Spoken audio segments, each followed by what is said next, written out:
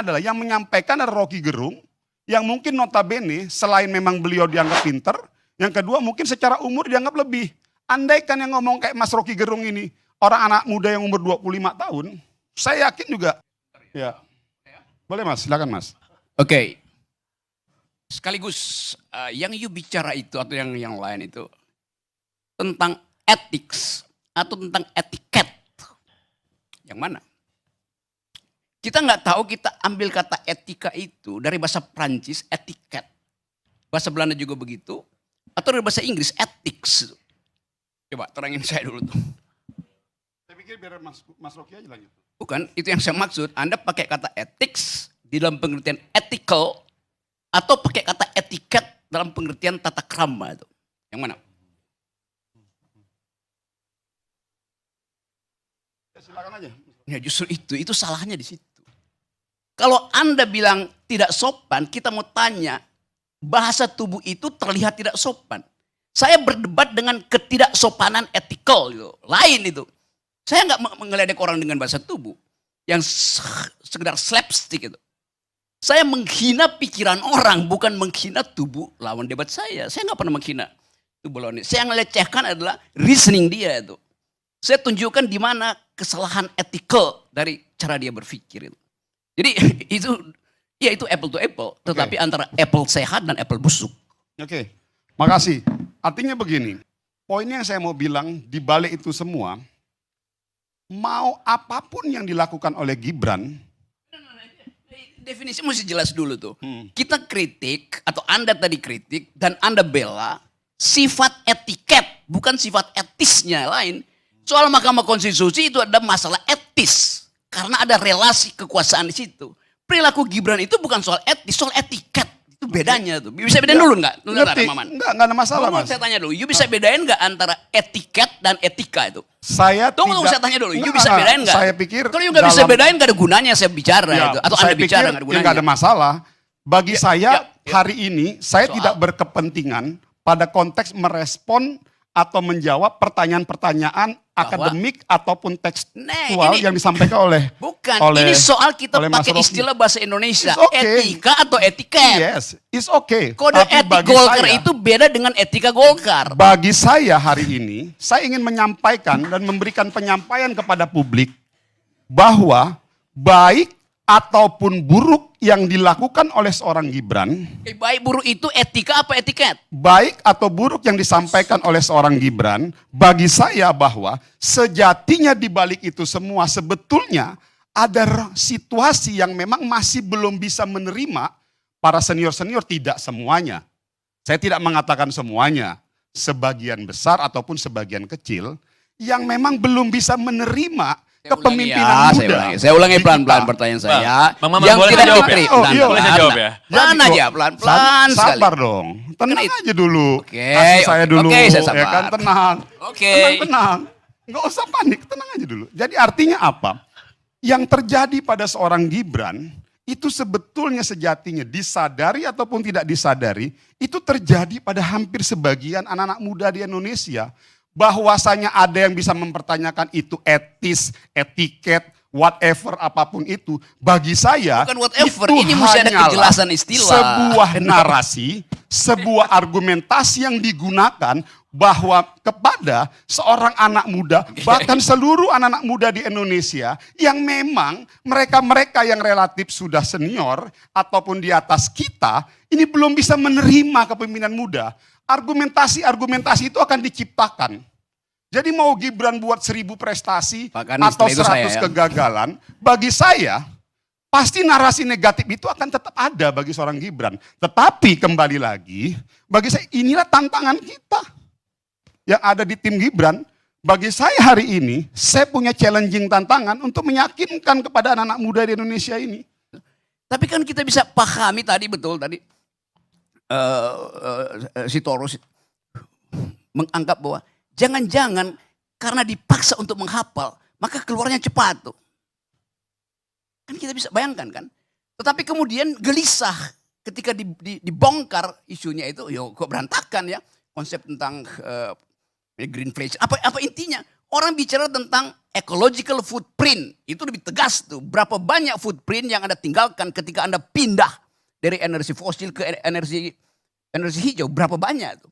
Jangan-jangan footprint ekologinya lebih banyak rusaknya daripada hilirisasi itu. Itu lebih masuk akal daripada pakai bahasa-bahasa yang sangat teknis. Yang dalam logika namanya pedantic, sok pamer, tapi nggak ngerti itu. Itu pedantic itu yang jadi masalah kita tuh. Orang kaget tiba-tiba Gibran kok bisa ngerti semua ya.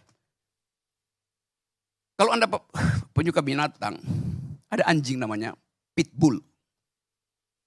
Pendek kecil, ekornya dipotong, tapi sangat galak itu. Kenapa begitu? Pitbull ini blasteran antara bulldog Amerika dengan terrier Inggris itu. Dan beberapa breeding lain di kepalanya itu. Ini pitbull, otaknya kecil, tempurungnya, tapi dipaksa dimasukkan segala macam gen yang bisa membuat dia penuh amarah tuh sebagai fighter. Jadi dia direkayasa si pitbull ini sehingga dia gelisah terus tuh. Karena itu Anda lihat pitbull, ekornya dipotong. Karena ekornya itu gini-gini terus, dia senggol semua besi itu sakit terus, berdarah terus. Nah, kita bisa bayangkan makhluk yang dipaksa itu dia akan gelisah. Dia tidak pernah stabil itu kan. Saya mau terangkan itu sebagai soal biologi ya. Bukan soal macam-macam itu. Enggak, ini ada soal Gibran di situ tuh. Saya mau terangkan bahwa kebanyakan politisi juga menghafal. Karena itu waktu debat itu lancar. Begitu ketemu dengan BEM. Dari putbil jadi kucing got gitu. Menteri Koordinator Bidang Politik, Hukum dan Keamanan Mahfud MD menyatakan akan segera mengundurkan diri dari jabatannya di Kabinet Indonesia Maju. Selain komitmennya dengan calon Presiden Ganjar Pranowo, menghindari konflik kepentingan menjadi salah satu alasan mantan Ketua Mahkamah Konstitusi itu mundur dari jabatannya. Rencana untuk mundur dari kabinet disampaikan Mahfud dalam acara Tabrak Prop yang digelar di Semarang, Jawa Tengah pada Selasa 23 Januari 2024 malam. Kepada para peserta Tabrak Prop, Mahfud menyampaikan bahwa sebelumnya ia tak mundur dari kabinet karena ingin menunjukkan etika yang baik sebagai pejabat negara. Meski ikut berkontestasi sebagai calon wakil presiden atau cawapres, Mahfud mengaku tidak memanfaatkan kekuasaan serta fasilitas negara untuk urusan kampanye. Namun, menurut Mahfud, situasinya tidak berimbang. Pihak lain justru menggunakan jabatan untuk kepentingan kontestasi. Bahkan, sejumlah menteri yang tidak ada kaitannya dengan politik juga bergabung menjadi tim sukses capres dan cawapres.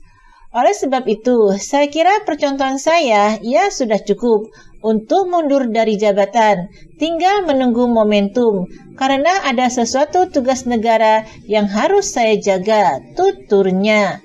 Saat pemandu acara Tabrak Prop menanyakan ulang apakah akan mundur dari Menko Polhukam, Mahfud menegaskan, tinggal menunggu momentum yang tepat.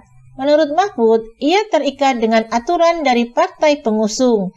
Di sisi lain, ia juga tidak bisa meninggalkan begitu saja amanah yang telah diberikan Presiden Joko Widodo kepadanya 4,5 tahun yang lalu.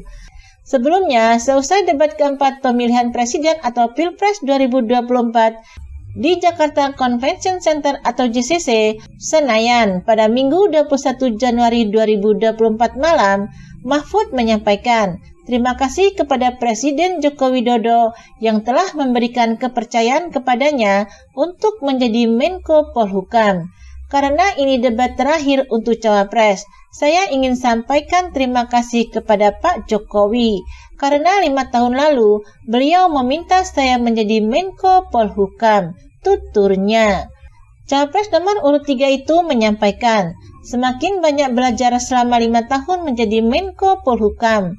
Mantan Ketua Mahkamah Konstitusi itu mengungkapkan, keinginannya untuk melanjutkan tugas menjadi salah satu alasan menerima pinangan Partai Demokrasi Indonesia atau PDIP dan koalisinya untuk mendampingi Ganjar. Mahfud ditetapkan menjadi bakal calon wakil presiden atau cawapres untuk mendampingi Ganjar Pranowo pada 18 Oktober 2023. Penetapan Mahfud sebagai cawapres diumumkan langsung oleh Ketua Umum Partai Demokrasi Indonesia Perjuangan atau PDIP, Megawati Soekarnoputri. Saat Mahfud dideklarasikan menjadi bakal cawapres, Presiden Joko Widodo tengah berada di Cina. Salah satu agenda lawatan itu adalah menghadiri upacara pembukaan konferensi tingkat tinggi atau KTT Belt Road Forum atau BRV ketiga di Great Hall of the People Beijing. Kala itu, Megawati menyampaikan Mahfud disebut bukan sosok yang asing, karena pernah sama-sama menjabat di Badan Pembinaan Ideologi Pancasila atau BPIP. Mahfud juga disebut sebagai sosok intelektual yang mumpuni, berpengalaman lengkap di bidang eksekutif, legislatif, dan yudikatif. Beliau juga dikenal sebagai pendekar hukum, pembela wong cilik, ujar Megawati. Sementara itu, di sela-sela kampanye di Kendal, Jawa Tengah, pada Selasa 23 Januari 2024, Ganjar menyayangkan munculnya kasus akun Kementerian Pertahanan yang diduga digunakan untuk mengampanyekan paslon Prabowo Gibran. Menurutnya, hal ini bisa terjadi akibat tidak ada ketegasan mengenai mundur atau tidaknya pejabat publik jika maju kontestasi Pilpres. Itulah yang sejak awal kami bicara. Apakah seorang yang sekarang menjabat di dalam jabatan publik sebagai selevel menteri itu mundur atau tidak? Gubernur, bupati, wali kota mundur atau tidak? Semua di jabatan publik, ujar Ganjar. Sebab itu, jika keputusannya mereka tidak mundur dari jabatan atau masih diperbolehkan untuk berada di jabatan publik, maka potensi konflik kepentingan atau conflict of interest itu akan selalu ada. Karena itu, Ganjar mengaku telah mendiskusikan hal itu dengan cawapresnya, yang juga menjabat sebagai Menteri Koordinator Bidang Politik, Hukum dan Keamanan atau Menko Polhukam Mahfud MD. Kita mesti hati-hati, mampu nggak kita menjaga diri kita untuk bisa netral dan tidak menggunakan fasilitas, itu saja, ucap Ganjar. Dengan beberapa kejadian belakangan ini, di mana ada pihak yang menyalahgunakan fasilitas dan alat transportasi kementerian atau Pemda untuk kepentingan kampanye. Menurut Ganjar, ini berarti pihak tersebut sedang mengambil resiko. Kan rakyat bisa melihat itu, katanya. Karena itu, untuk memastikan penyelenggaraan pemilu bisa berjalan adil, ia menyarankan agar seluruh pejabat publik yang maju di Pilpres 2024 untuk mundur. Ini berlaku juga bagi cawapresnya, Mahfud MD. Di sisi lain, bisa pula dibuat aturan yang lebih tegas untuk mengatur masalah tersebut. Maka saya sarankan mundurlah. Berubahlah aturan, termasuk Pak Mahfud. Jadi saya sudah diskusi dengan beliau soal ini, agar pemilu fair, lebih baik mundurlah. Kalau aturannya mau dibuat lebih bagus, pasti rakyat akan lebih senang, karena nanti tidak ada yang mengklaim apakah bantuan sosialnya ini milik kementerian, apakah berasnya itu milik kementerian. Kan nggak bisa lagi, semua orang akan merasa fair, tegasnya. Mahfud mengungkapkan, apa yang disampaikan Ganjar kepada publik merupakan kesepakatan antara capres dengan cawapres. Kesepakatan saya sejak awal bahwa pada saat yang tepat nanti pasti akan mengajukan pengunduran diri secara baik-baik, kata Mahfud menjelaskan.